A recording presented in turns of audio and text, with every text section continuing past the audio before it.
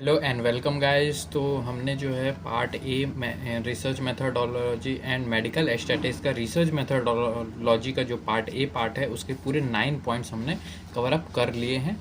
तो आइए अब हम चलते हैं पार्ट बी की ओर, जिसमें कि हम पढ़ेंगे मेडिकल एस्टेटिक्स। ठीक है, उसमें जो 2 पॉइंट हैं जो कि है डेफिनेशन, पहला पॉइंट जो कि है definition, scope, importance of medical statics, वो देखेंगे। उसके बाद हम common statistical terms and notation देखेंगे, इसमें जो 5 पॉइंट है उनको। ओके गाइस, तो चलिए देखते हैं आज के वीडियो में। तो हमारा पहला जो है वो है definition, scope and importance of medical statics. Okay, part B में। तो इसका जो डेफिनेशन है वो है साइंस ऑफ काउंटिंग या फिर साइंस ऑफ एवरेज। ठीक है, डेफिनेशन जो मेडिकल स्टैटिक्स का मतलब होता है साइंस ऑफ काउंटिंग या फिर साइंस ऑफ एवरेज, या फिर इसी को हम कह सकते हैं statics is the science of estimates and probabilities. ठीक है, स्टैटिक्स का जो साइंस है, ये जो हम साइंस में स्टैटिक्स यूज कर रहे हैं वो क्या है, एस्टिमेट है या फिर प्रोबेबिलिटी है।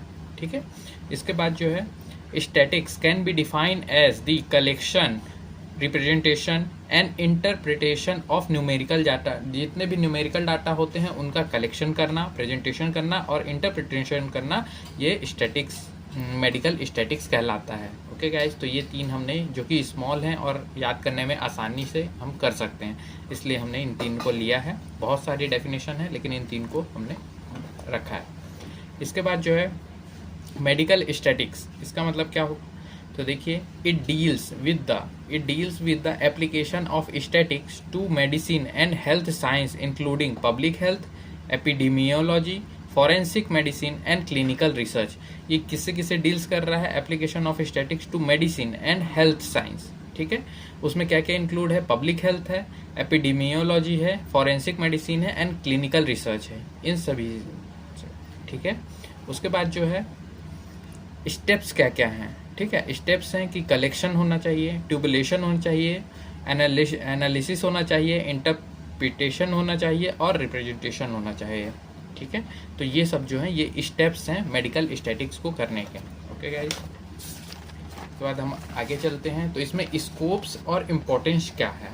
ठीक है, तो स्कोप क्या है इसका, जो स्टैटिस्टिकल इंफॉर्मेशन है कंसर्निंग पॉपुलेशन चेंजेस। जो स्टैटिस्टिकल इंफॉर्मेशन है वो क्या कंसर्न करता है, पॉपुलेशन चेंजेस को, are essential to the long range planning of search agencies as housing, traffic authorities, public utilities utilisation and school college board.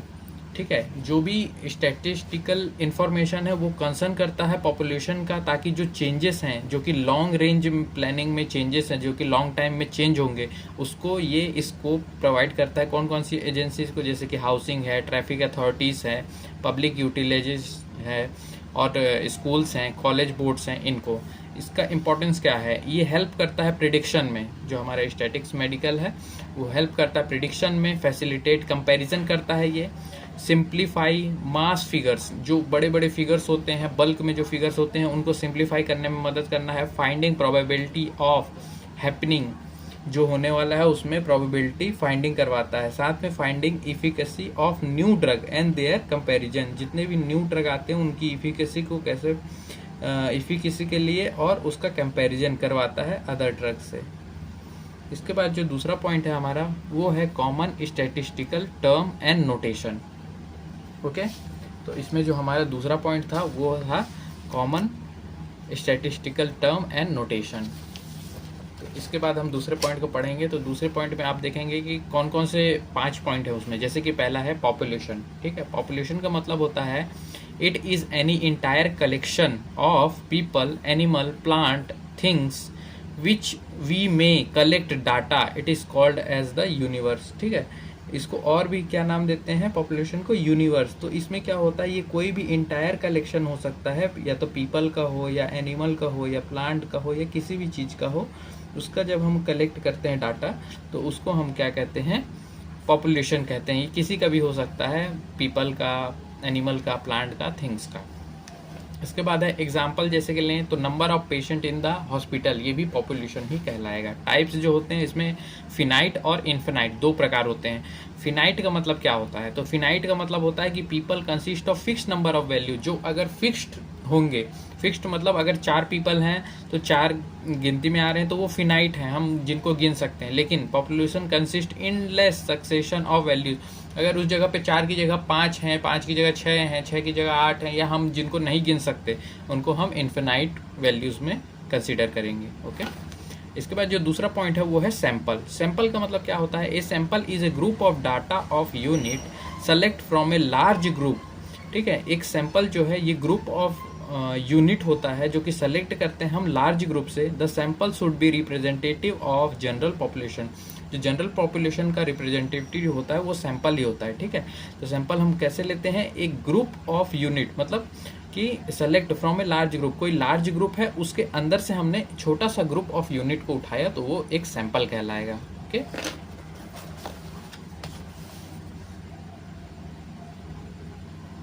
इसके बाद जो है डाटा। डाटा का मीनिंग क्या होता है? तो डाटा का मतलब होता है define as a collection of fact or information from which conclusion may be drawn. देखिए, इसका मतलब होता है कि डाटा, डाटा का मतलब होता है कलेक्शन ऑफ फैक्ट। कोई भी फैक्ट को अगर हम कलेक्ट कर रहे हैं या इन्फॉर्मेशन को कलेक्ट कर रहे हैं from the conclusion may be drawn, और उससे हम कंक्लूजन फाइंड कर रहे हैं। Data are the fact expressed in numerical terms, जो डाटा होते हैं उसको हम एक्सप्रेस करते हैं न्यूमेरिकल टर्म्स में। Data is collecting recording of the observation, ये जो कलेक्ट होता है इसकी जो रिकॉर्डिंग, या फिर हम डाटा को जब कलेक्ट करते हैं वो हम ऑब्जर्वेशन पे भी रखते हैं। ठीक है, तो इस प्रकार जो है डाटा को आप डिफाइन कर सकते हैं। इसके बाद ये 4 प्रकार के डाटा जो हैं इसके टाइप्स में आते हैं। ठीक है, 4 प्रकार के डाटा बताए गए हैं, जैसे कि क्वालिटेटिव एंड क्वांटिटेटिव। तो जो क्वालिटेटिव डाटा होता है, which collect about a categorical variable will always be qualitative. ठीक है, ये क्या होते हैं? ये कलेक्ट करते हैं और ये कैटेगरीज में, कैटेगरीज जो वेरिएबल्स होते हैं, और ये ऑलवेज जो होते हैं ये क्वालिटेटिव होते हैं क्योंकि इनका नाम ही है क्वालिटेटिव डाटा। ठीक है, ये जो होते हैं ये नॉन न्यूमेरिकल इन नेचर होते हैं। ठीक है, जैसे कि गुड, बेटर, फेयर। ठीक है, कोई किसी से गुड है या बेटर है या फेयर है, तो वो जो होते हैं वो न्यूमेरिकल नहीं होते, तो इसलिए इसको कहा जाता है कि नॉन न्यूमेरिकल इन नेचर। जबकि जो क्वांटिटेटिव डाटा होते हैं, ये data collected about numerical variable which will always B quantitative. ठीक है, ये जो होते हैं ये न्यूमेरिकल वेरिएबल होते हैं और ये न्यूमेरिक इन नेचर होते हैं, जबकि ये नॉन न्यूमेरिक इन नेचर थे। जैसे कि 1 लीटर, 2 लीटर, 3 लीटर भी बोल सकते हैं, या फिर collected data of annual income किसी का 1 लाख, 2 लाख, 3 लाख हो सकता है। ठीक है, तो इस प्रकार आप इसका एग्जाम्पल ले सकते हैं। इसके बाद है सेकंड जो है, इसमें 4 प्रकार के टाइप्स में, वो है प्राइमरी और सेकेंडरी डाटा। प्राइमरी डाटा क्या कहलाता है? तो data which is collected directly by an investigator from individual, किसी एक पर्सन से, किसी एक से इन्वेस्टिगेटर जो है वो डायरेक्टली करे, जैसे कि हाइट, वेट हम किसी पर्सन का ले रहे हैं डायरेक्टली। सेकेंडरी डाटा किसे कहेंगे? तो ये कहेंगे data which is not collected directly from the investigator and it is obtain from other source, ये ऑब्टेन करें हम दूसरे सोर्सेज से। ठीक है, जैसे कि सेंसस डाटा, हमें पिछले साल का डाटा पता नहीं है तो हम उसको सेंसस डाटा से पता कर सकते हैं। ठीक है, इस प्रकार आप इसको प्राइमरी और सेकेंडरी डाटा को डिफाइन कर सकते हैं। इसके बाद है हमारा डिस्क्रीट डाटा। डिस्क्रीट डाटा और कंटिन्यूअस डाटा। डिस्क्रीट डाटा और कंटिन्यूअस डाटा किसे कहते हैं? तो देखिए, जो डिस्क्रीट डाटा होता है वो numeric data that have finite number of possible value. ठीक है, जो भी finite number of possible values होंगी उसको हम डिस्क्रीट कहेंगे। Data contain whole number and always qualitative. Okay, ये जो कंटेन करेगा वो होल नंबर कंटेन करेगा और ऑलवेज क्वालिटेटिव रहेगा। ठीक है, जैसे कि number of patient due to corona कितने थे, तो वो जो थे वो होल नंबर में आएंगे। ठीक है, और ये हमेशा न्यूमेरिक वैल्यू में और फिनाइट नंबर में, क्योंकि हमने देखा है कि कोरोना के जो पेशेंट होते हैं उनको हम गिनते रहते हैं। ठीक है, उसी प्रकार कंटिन्यूअस डाटा क्या कहलाता है? It have indefined possible value. किसी ये जो होती है ये इनडिफाइंड पॉसिबल वैल्यू होती है, कंटिन्यूअस बढ़ भी सकती है, घट भी सकती है। जैसे किसी पर्सन का HB level of an individual, कभी हो सकता है कि 15 भी आए, कभी हो सकता है कि 13 भी आए, कभी हो सकता है 8 भी आए, इस प्रकार। उसके बाद जो चौथा है वो है ग्रुप डाटा या फिर अनग्रुप डाटा। ग्रुप डाटा किसे कहते हैं? तो data vehicle is presented in A group. जैसे कि एग्जाम्पल में लें तो HB percentage of 20 patient in group, या HB percentage of 30 patient in A group. ठीक है, तो ये हो जाएगा ग्रुप्ड डाटा। जबकि अनग्रुप डाटा का मतलब होगा कि data is represented individually not in group, मतलब किसी एक पर्सन का HB परसेंटेज ऑफ 1%, तो ये होगा अनग्रुप डाटा। ओके, तो ये थे 4 टाइप्स डाटा के। उसके बाद आता है वेरिएबल। वेरिएबल जो है उसके बारे में पढ़ेंगे। तो वेरिएबल जो है, a variable is any characteristics number or quantity that can be measured and counted. ठीक है, वो एक वेरिएबल जो होता है उस एनी कैरेक्टरिस्टिक्स नंबर हो सकता है, एनी कैरेक्टरिस्टिक्स हो सकता है, नंबर हो सकता है, या क्वांटिटी हो सकता है, जो कि किसमें हम मेजर करेंगे, मेजर या फिर काउंटेड हो सकता है। Okay, the characteristics which varies from one observation to other. Variable का मतलब होता है कोई भी कैरेक्टरिस्टिक जो कि एक ऑब्जर्वेशन से दूसरे ऑब्जर्वेशन में वेरी करे। जैसे कि एज किसी का, अगर 2 पर्सन का लेते हैं तो एज वेरी करेगा, सेक्स वेरी करेगा, हाइट वेरी करेगा और वेट वेरी करेगा, तो उसे हम कहते हैं वेरिएबल। ओके, इसके बाद आता है, इसके 2 टाइप्स होते हैं, एक होता है न्यूमेरिकल वैल्यू और एक होता है कैटेगोरियल वैल्यू। ठीक है, तो ये जो पहला टाइप है उसके बारे में हम देखेंगे। तो ये देखेंगे आप कि they have value that describe A measurable quantity and number like how much and how many. ठीक है, जो न्यूमेरिकल होता है उसका मतलब है कि हाउ मच कितना और हाउ मैनी कितने सारे। ओके, तो ये numerical value on qualitative variable कहलाता है। फर्दर इसको डिवाइड करते हैं कंटिन्यूअस एंड डिस्क्रिएट वेरिएबल में। जो कंटिन्यूअस होता है उसको आप देखेंगे तो observation take any value between a certain set of real number. कोई भी ऑब्जर्वेशन ले सकते हैं वैल्यू, और वो जो होना चाहिए वो रियल नंबर का होना चाहिए। जैसे कि न्यूमेरिक वैल्यू में हम वेट और हाइट लेते हैं। ठीक है, जबकि डिस्क्रिएट वैल्यू में देखेंगे तो observation can take a value based on count from a set of distinct whole values. जो भी है ये न्यूमेरिकल, ये भी न्यूमेरिक वैल्यू होगी, लेकिन ये जो होगी ये set of distinct whole values में से एक होगी काउंट करके। ओके, तो इसका एग्जांपल ले सकते हैं कि नंबर ऑफ पेशेंट रजिस्टर्ड, कितने पेशेंट ने रजिस्टर्ड किया। ठीक है, तो ये डिस्क्रीट वैल्यू में आएगा, जबकि कंटिन्यूअस में आएगा कि वेट और हाइट के बारे में। ठीक है, तो ऐसे करके आप एग्जाम्पल लेके इसको डिफ्रेंशिएट कर सकते हैं। फिर दूसरा जो होता है कैटेगोरियल वेरिएबल, इसका मतलब होता है values that describe quality or characteristics of data limit like which category or what type. ठीक है, तो इसमें जो है कौन से कैटेगरी में या फिर किस टाइप में रखा जाए, कैरेक्टरिस्टिक्स के बेसिस में या क्वालिटी के बेसिस में, इसको बोलते हैं हम categorical variable. They are qualitative variable and tend to be representative by a non numerical values. ये जो होती थी ये न्यूमेरिकल वैल्यूज होती थी, इसमें कोई भी जो हम डिवाइड किए थे वो न्यूमेरिकल वैल्यू के अंतर्गत आते थे, तो इसलिए ये भी न्यूमेरिक थे, ये भी न्यूमेरिक थे। लेकिन यहाँ पे क्या होगा, ये नॉन न्यूमेरिक वैल्यू होगी। इसमें भी 2 प्रकार होते हैं,